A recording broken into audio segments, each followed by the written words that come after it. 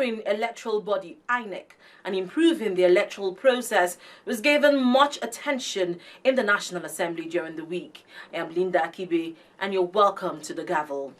Now, the 2015 general election is just a few months away, and the legislature is in a race to amend sections in the Electoral Act to ensure a free and fair election come 2015.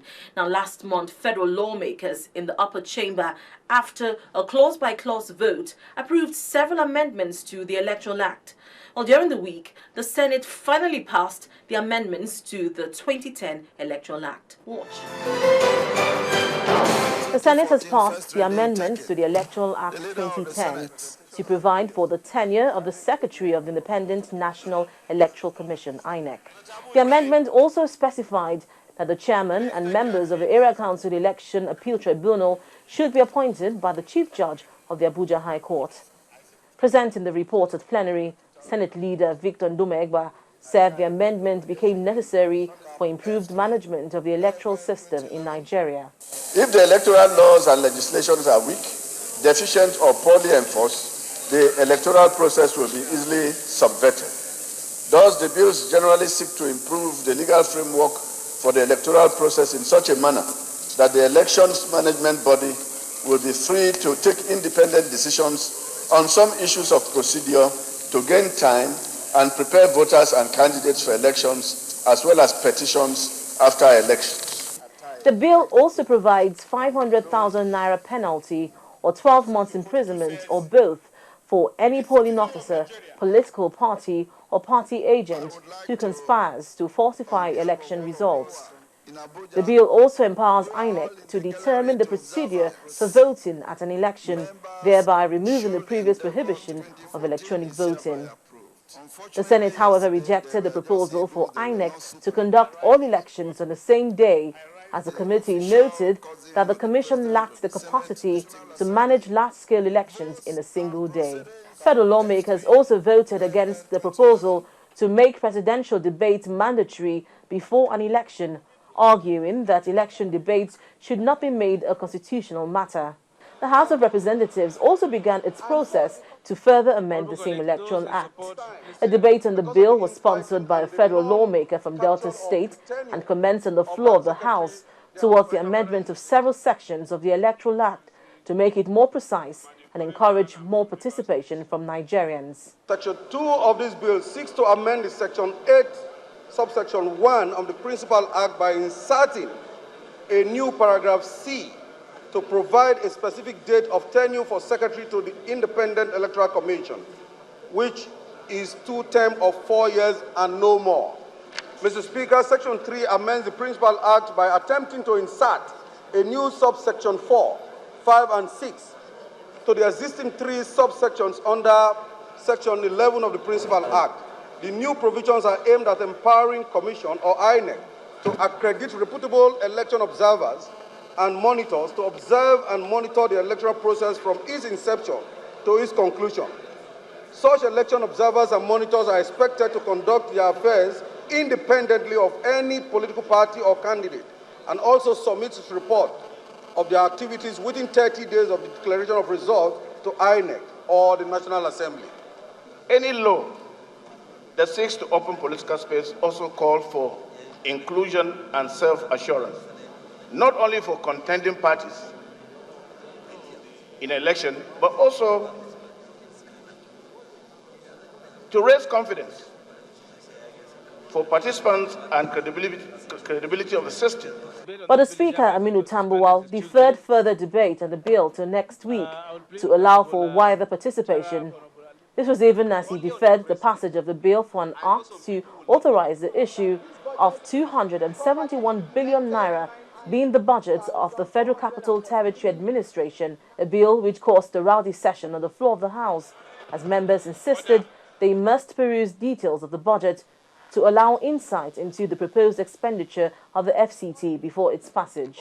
The total budget estimate of the Federal Capital Territory for 2014 for both recurrent and capital expenditure is 271,125,103,635 naira as against the 2013 estimates of 259 billion to 697,591,075 naira only, which shows a variance of 11.4 billion naira.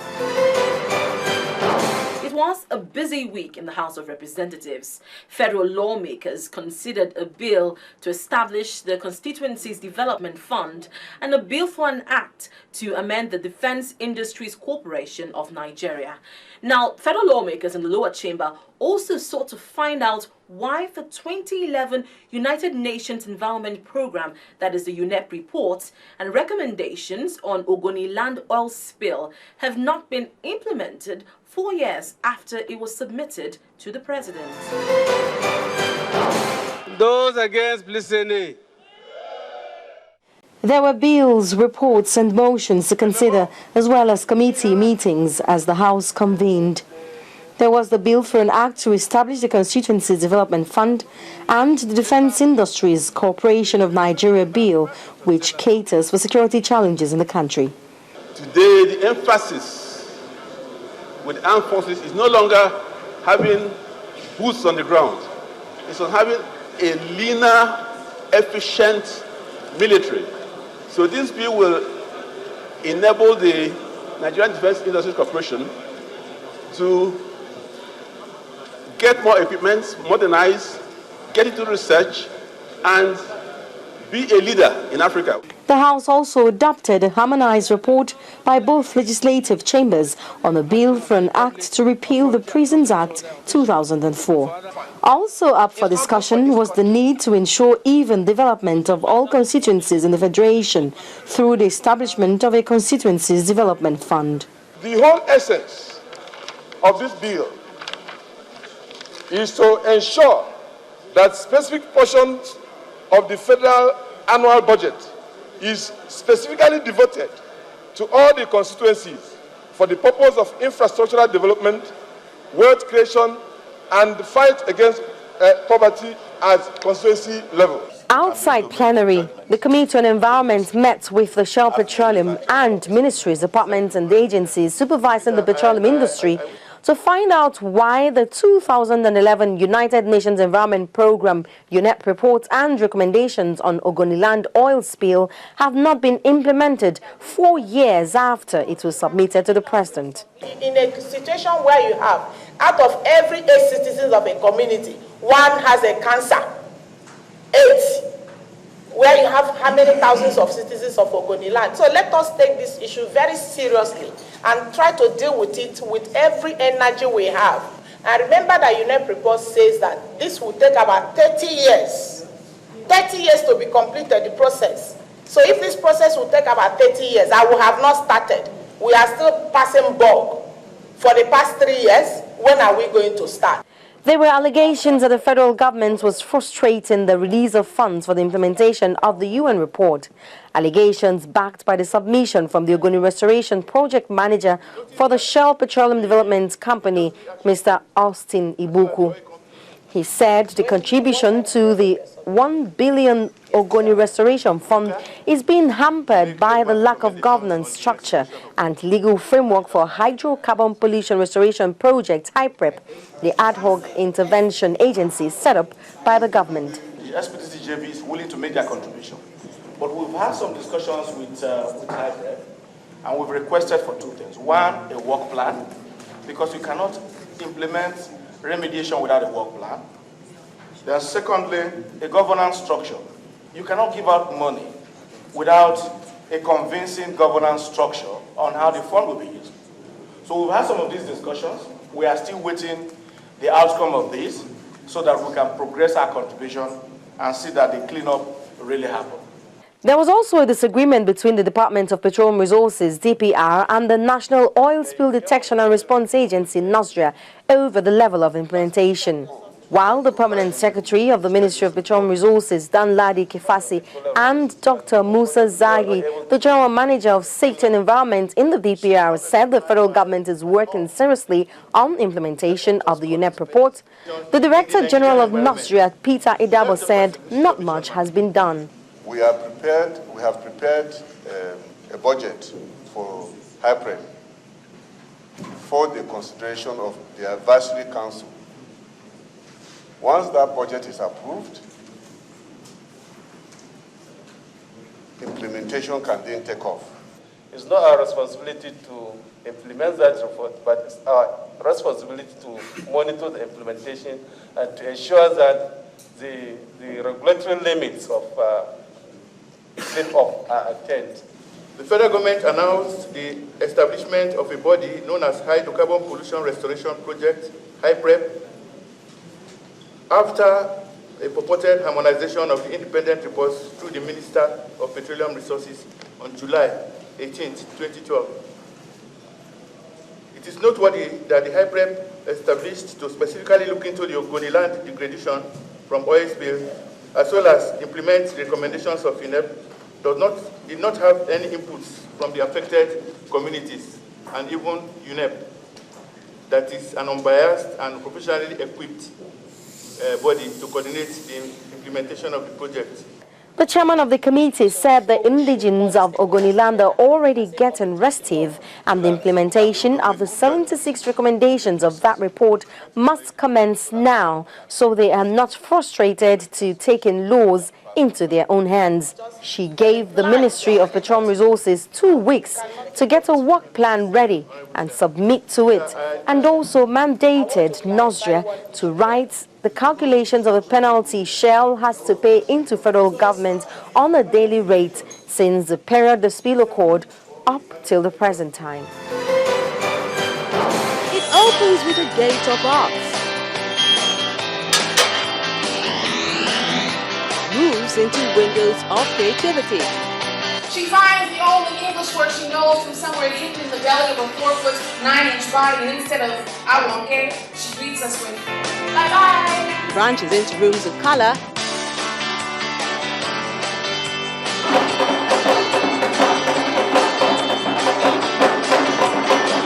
and ends with a roof of imagination.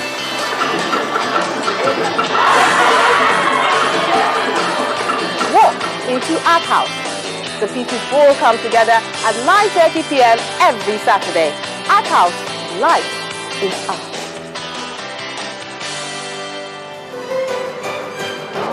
Welcome back to the Gavel.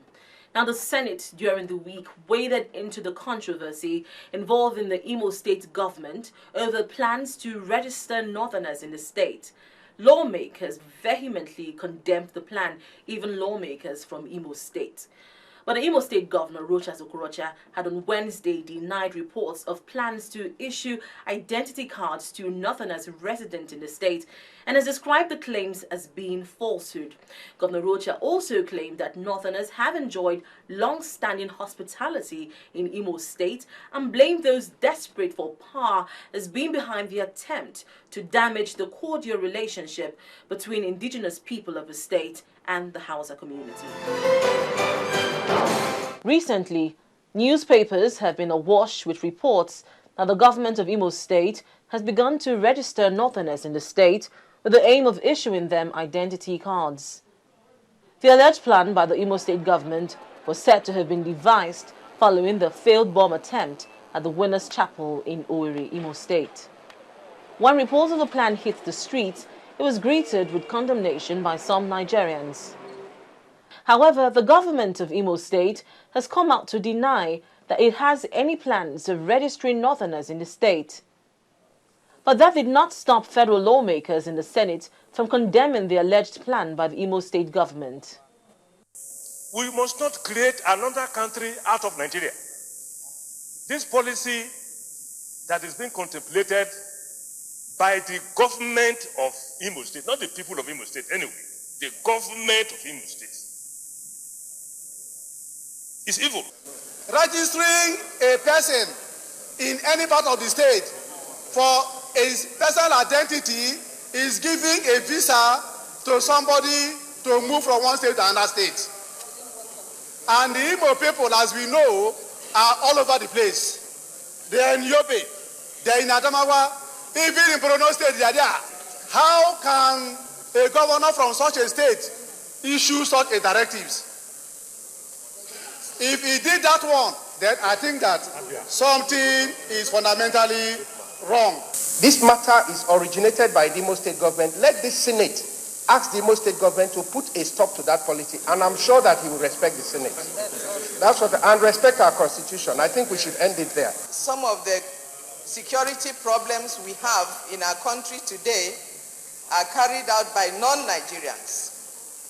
And I want to use this opportunity to appeal to the relevant agency of government to expedite the completion of the national ID exercise. It will help Nigerians, it will help the security operatives a lot to determine who is a Nigerian and who is not.